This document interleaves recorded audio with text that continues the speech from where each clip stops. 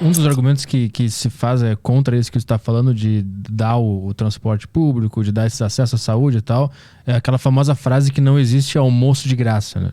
Essa frase é muito dita. E aí eu quero te perguntar, quem que vai pagar esse acesso ao público de tudo?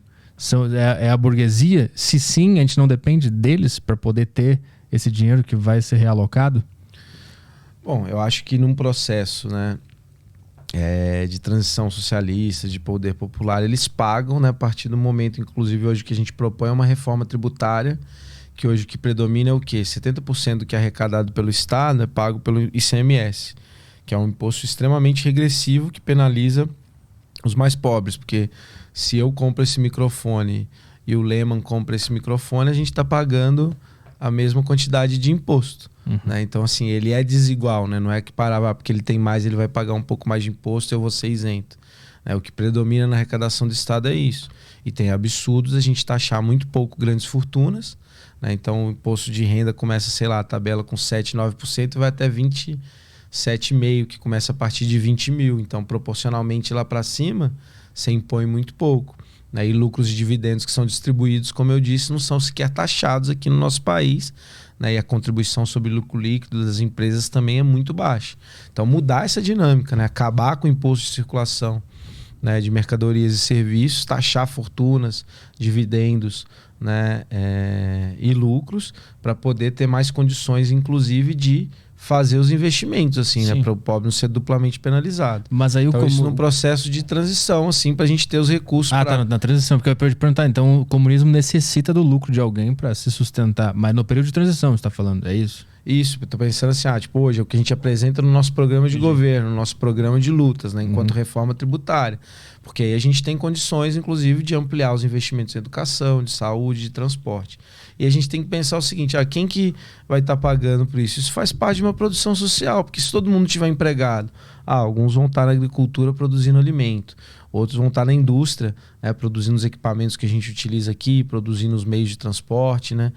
Alguns vão estar na pesquisa, enfim, avançando na pesquisa de ponta, enfim, outros vão estar na distribuição das mercadorias, outros vão estar trabalhando nesses próprios serviços, né?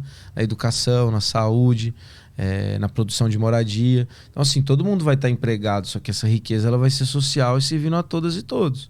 Não tem a necessidade de ninguém lucrando e gerindo isso. Quem vai gerir vão ser nós próprios. Não para ir para um bolso de uma minoria, mas pensar como isso é aplicado socialmente. Não para a gente fazer com que isso seja apropriado. Né? Porque hoje o que a gente tem é o seguinte, né? A máxima também da contradição do capitalismo é a produção ela é extremamente social, mas o lucro é apropriado privadamente. Por que ela é extremamente social? Né, para produzir mesmo esse microfone aqui, você monta ele na última fábrica dele, mas vai ser um que vai produzir esse encapamento, outro que vai produzir essa capa aqui, outro que vai produzir os cabos que tem aqui dentro, outro que vai produzir as placas, e é geralmente montado em uma. Então, muitas vezes, o que permite montar esse microfone, a montagem final, vai trazer peças que, inclusive, não são produzidas nem em um único país, são produzidas em vários países do mundo. Tem um exemplo que utilizam, inclusive, da caneta Bic, né? Que a caneta Bic ela não é nem produzida em um país só, vem as peças, mas eu não sei, a tinta é produzida não sei onde, a capinha de plástico que vai por dentro é produzida em outro, as tampinhas que vão por cima em outro lugar, e aí você monta em vários países. Então, assim, você tem uma divisão social do trabalho. É um trabalho extremamente produzido socialmente, em que se organiza trabalhadores, né, em todo mundo e envolve essa produção.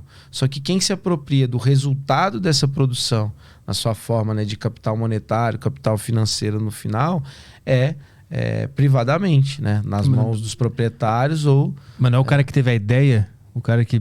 Bom, vou criar um microfone. Aí ele contrata pessoas para ajudar ele a construir esse microfone.